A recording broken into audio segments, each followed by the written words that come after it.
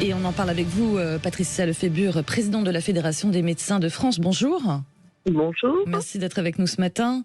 La piste donc d'un doublement des franchises médicales est sérieusement sur la table, en tout cas selon le ministre des Comptes publics Thomas Cazenave. Déjà, il faut peut-être rappeler ce que sont les franchises médicales, ce fameux reste à charge.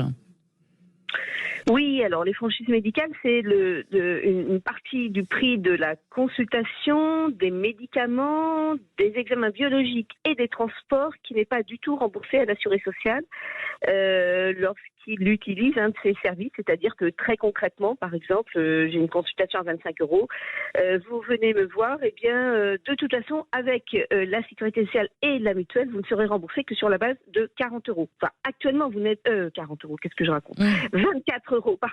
Oui, c'est ça. Actuellement, voilà, c'est ce qui est actuellement le cas, c'est-à-dire que vous avez déjà, de toute façon, c'est instauré depuis un petit bout de temps, déjà les franchises, ça fait une dizaine d'années. Donc actuellement, vous êtes remboursé sur la base de 24 € et non pas de 25 €. Voilà. Et c'est cette franchise que le gouvernement envisage de doubler, c'est-à-dire vous ne serez plus remboursé que sur 23 € au lieu de 25, tout compris, y compris la mutuelle. Ouais, c'est ça. Et l'exécutif cherche forcément à maîtriser ses dépenses de santé pour son prochain budget. En quoi, pour vous, cette mesure, et on parlera des conséquences pour nous, redressera ou ne redressera pas le système de la Sécu, notamment ?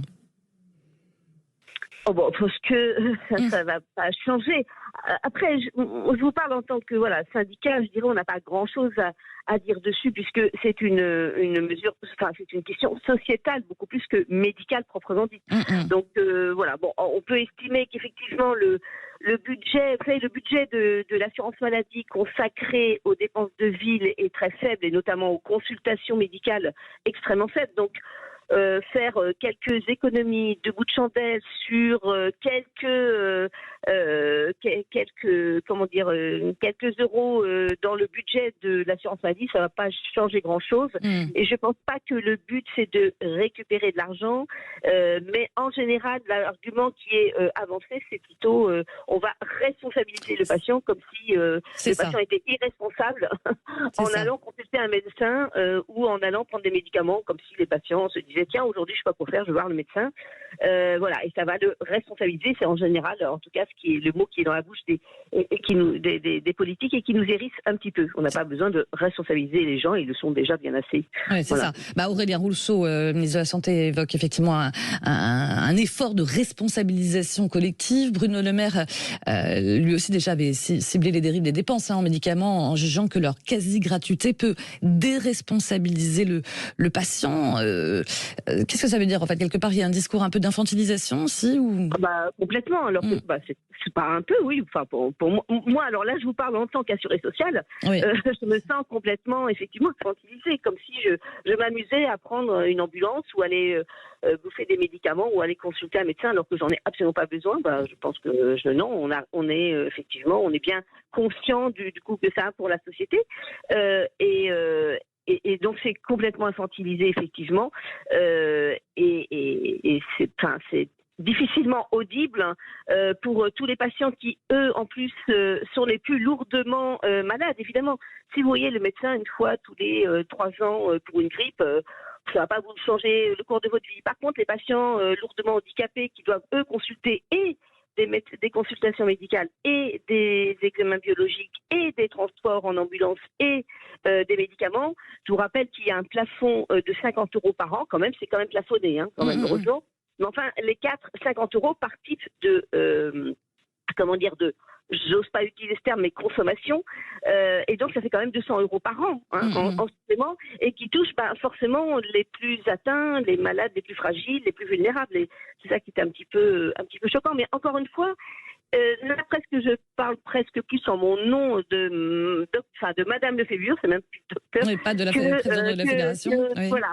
Parce que c'est pas une question médicale. Encore une fois, c'est à la société de décider si ce qu'elle veut faire pour ses soins, qui sont quand même quasi gratuités, qui sont tous les patients vous le diront, ils sont loin d'être gratuits les soins quand même. Les gens ont quand même déjà payé leur cotisation sociale, ils ont déjà payé leur mutuelle, donc faut dire que c'est gratuit tout ça, quand vous voyez le coût que ça coûte. Et maintenant, il faut payer en plus les franchises. Bon, pourquoi pas, mais c'est la société qui doit le décider. Question sociétale, comme vous le dites. Mais justement, Patricia Lefébure, avec ce doublement de la franchise médicale, qui est donc envisagé, est-ce que vous redoutez que ça puisse accroître notamment le phénomène de renoncement aux soins aussi ? Alors oui, paradoxalement, c'est pas les gens qui vont payer dans l'immédiat cette franchise en général qui renoncent aux soins. C'est-à-dire que je parle des patients qui arrivent chez le médecin, qui vont payer 25 €, ils savent qu'ils seront remboursés 23 €. Bon, ils se disent bon, je suis malade, de toute façon, d'abord j'ai pas trop le choix, je vais payer 2 €. Bon, voilà, ok. Mais il est un phénomène dont on parle très peu et surtout l'assurance maladie n'informe absolument pas les assurés sociaux dessus et ça nous hérisse aussi beaucoup, c'est que les patients qui sont ce qu'on appelle en tiers payant, ce que vous appelez CMU, nous on appelle ça, enfin il s'appelle maintenant ACF, ne payent pas directement cette franchise. C'est-à-dire qu'en fait ils vont chez le médecin et ils payent rien. Et moi médecin, évidemment, je suis remboursé 25 €, pas 23. C'est pas moi qui paye la franchise. Par contre, le jour où ils gagnent un peu mieux leur vie, ils sortent du dispositif ACF et tant mieux pour eux. Bien, quand ils vont me voir, je leur dis vous serez remboursé 25 €, il n'y a pas 23 €. Et ben non, ils sont rien remboursés du tout parce que les franchises se sont accumulées pendant des années, et jusqu'à ce qu'ils aient remboursé le total de leur franchise, sans qu'on leur ait dit quoi que ce soit, sans qu'on les informait de quoi que ce soit, jusqu'à ce qu'ils aient remboursé le total de leur franchise, ils ne sont plus remboursés. Et on les prélève d'emblée, c'est-à-dire la totalité. C'est-à-dire que quand ils viennent pour 25 €, ils sont remboursés 0. Voilà. Et donc, une famille avec des enfants en période hivernale qui vient, ils ont 4 consultations à faire, ils payent 100 € tout de suite. Et ça par contre, ça les fait, c'est un renoncement souvent, parce qu'ils vont dire non là, parce que je suis pas du tout remboursée, mais en ce moment je peux pas payer autant. Donc, voilà. Et ça c'est un problème par contre, que ces franchises soient récupérées dans une totalité au lieu d'être étalé, le remboursement des franchises soit étalé sur plusieurs années par exemple. Merci beaucoup en tout cas Patricia Lefébure pour vos éclairages. Merci. Je rappelle que vous êtes présidente de la Fédération des médecins de France.